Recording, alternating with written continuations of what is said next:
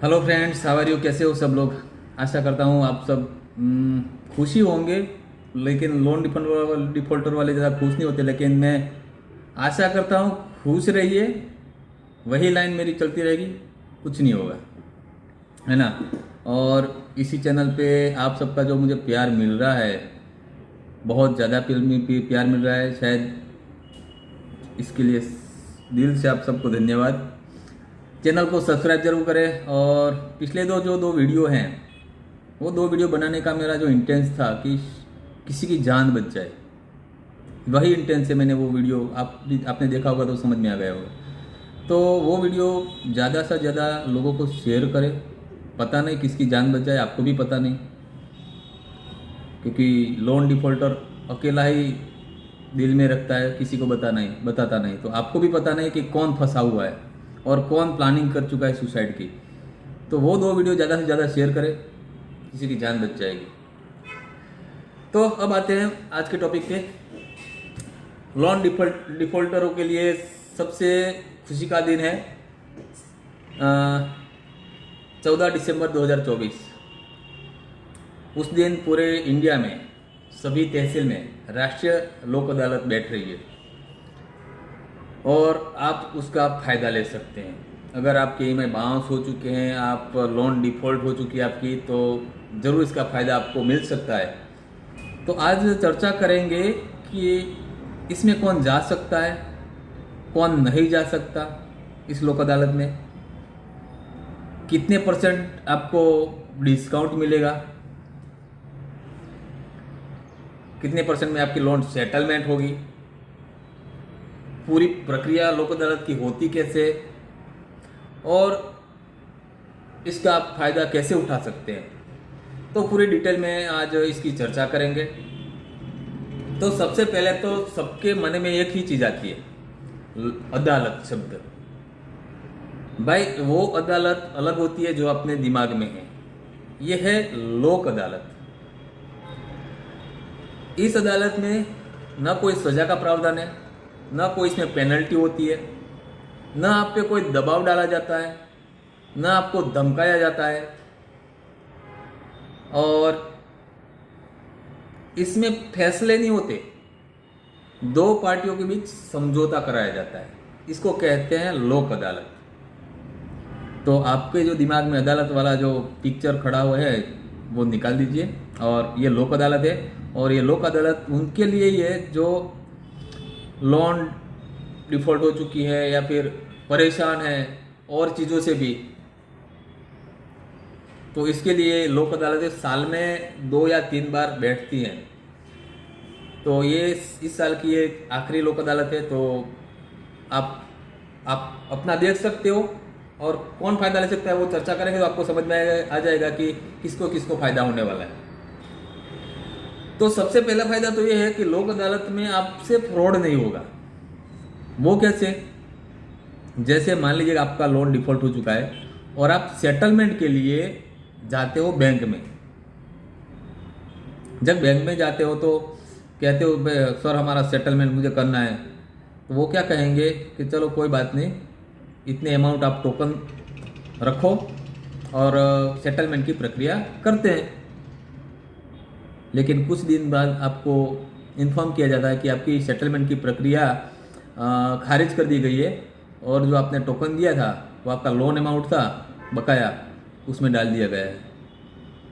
तो न सेटलमेंट हुआ और आपका जो अमाउंट था वो उसमें चला गया। तो ऐसे फ्रॉड होते हैं।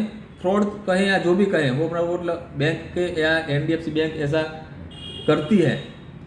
लेकिन लोक अदालत में आपके साथ फ्रॉड होने का चांसेस है ही नहीं, क्योंकि लोक अदालत लोगों के लिए बिठाई गई, न कि बैंकों एनडीएफसी कंपनियों के लिए। तो इसका ये फायदा है। अब लोक अदालत में आपकी जो लोन है कितना सेटलमेंट हो सकता है। वैसे तो जो लोक अदालत में जो सेटलमेंट होता है अनसिक्योर लोन के लिए सेटलमेंट होता है। सिक्योर लोन में तो क्या होता है, बैंक के पास कागजात होते हैं, घर के या गाड़ी के या फिर गहने होते हैं, तो वो नीलामी करके अपना पूरा अमाउंट वसूल करेगी। लेकिन अनसिक्योर लोन में बैंक का पैसा डूबने का खतरा रहता है, उसमें कोई सिक्योरिटी तो है नहीं, तो फिर आखिर में उनको सेटलमेंट करना पड़ता है। तो जो अनसिक्योर लोन है, जैसे क्रेडिट कार्ड की loan, personal loan, business loan, इस तरह के लोन में आपको सेटलमेंट मिलता है। तो क्रेडिट कार्ड में आपको आप 70 से 80% तक डिस्काउंट मांग सकते हैं। वो डिपेंड करता है बाद में जब आपका समझौता होगा कितने में होता है, लेकिन 70 से 80% तक आपको सेटलमेंट हो सकता है। पर्सनल लोन में आपको 60 से 70% तक सेटलमेंट मिल सकता है।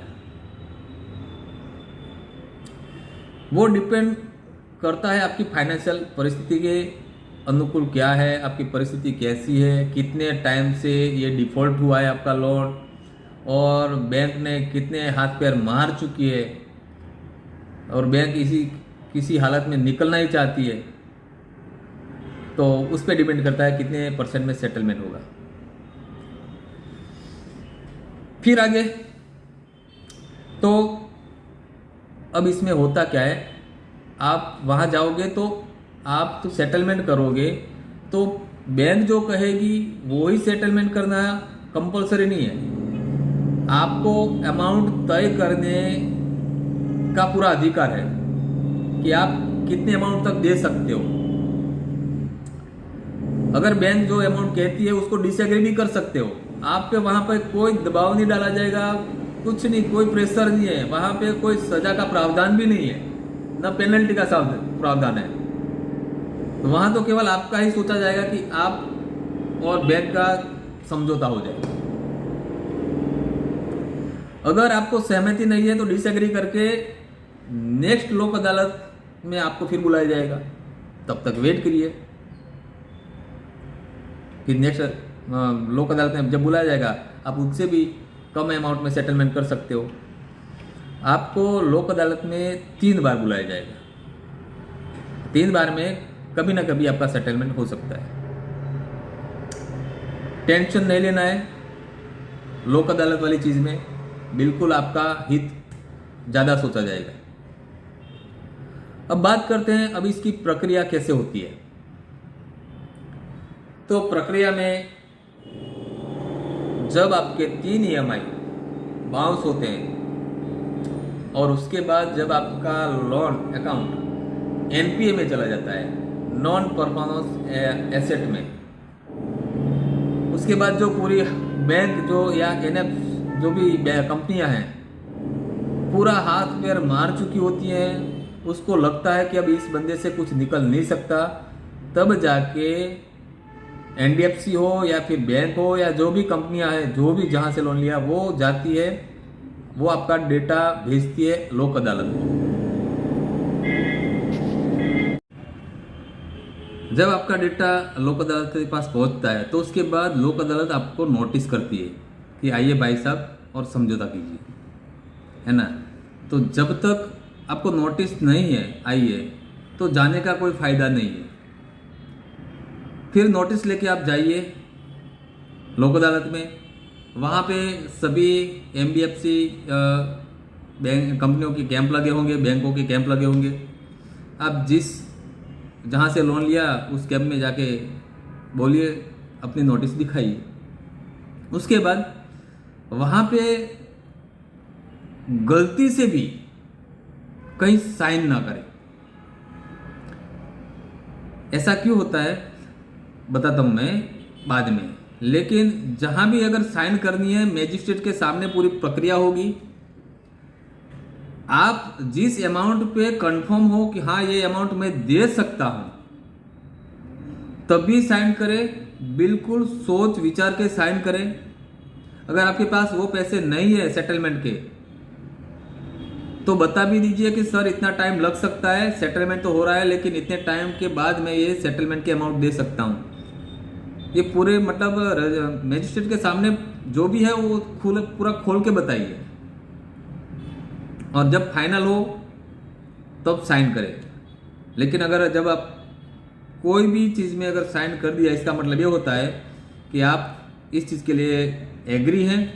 उसके बाद साइन करने के बाद आप कहीं भी ऑब्जेक्शन कभी भी और कहीं भी नहीं ले सकते, फिर वो फाइनल होगा। वो आखिरी होगा, तो सोच समझ के साइन करे, बिल्कुल पढ़ के,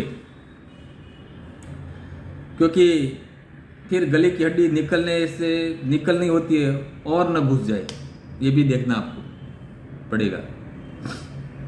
तो यह होती है पूरी प्रक्रिया लोक अदालत की। जरा भी टेंशन लेने की कोई मतलब, ये हड्डी फंसी हुई है सच में तो बैंक के गले में, लेकिन हम दिमाग में डाल के रखा है हमने कि हमारे गले में हड्डी फंसी है। देखो भाई, एक बंदे को पैसा लेना है, एक बंदे को पैसा देना है, तो टेंशन किसको होगा? ज्यादा टेंशन किसको होता है? जिसको लेना है। आपको तो देना है ना, और बैंक को लेना है, तो ज्यादा टेंशन बैंक को होता है। गले की हड्डी बैंक को फंसी पड़ी है, वो निकालना चाहती है। आप बिल्कुल फ्री होके रहिए।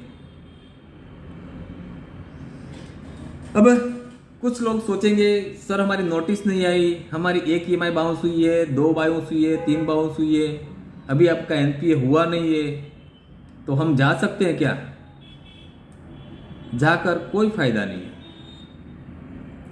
क्योंकि जब तक बैंक अपने हाथ पैर नहीं मार लेगी पैसा निकालने के लिए, तब तक बैंक आपका डेटा लोक अदालत में नहीं भेजेगी। बैंक को पूरा हाथ पैर मारने दो, मतलब उसको पूरा कंफर्म हो जाने दो कि आपके पास से पैसे नहीं आने वाले, तब जाके वो लोक अदालत को आपका डेटा भेजेगी। तो तब तक वेट कीजिए। अगर डिफॉल्ट हो ही चुका है और आप लोन नहीं पे कर सकते हो, आप फाइनेंशियल आपकी डेथ हो चुकी है, तो फिर वेट ही कीजिए,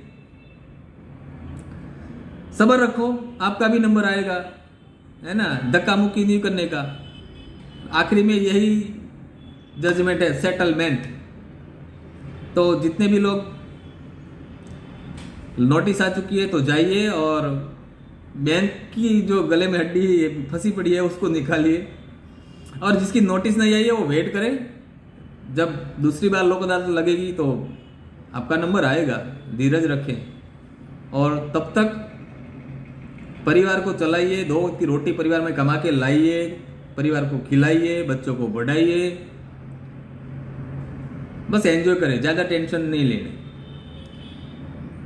बाकी तो मैं ये कह सकता हूँ सबको कि इस चैनल पे जो आपने प्यार दिया है ना, सच में मेरा दिल गदगद हो रहा है। चैनल को सब्सक्राइब करके ज़रूर जाएं, और जितना हो सके आप आत्मा से, दिल से अगर लगता है कि सच में इस मैसेज ये वीडियो शेयर करके किसी का फायदा होगा या किसी की जान बच जाएगी, तो ज़रूर शेयर करें।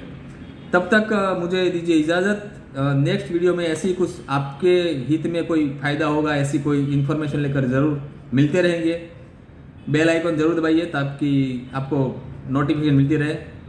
तब तक आपके दोस्त भानु सोलंकी को दीजिए इजाज़त। वंदे मातरम।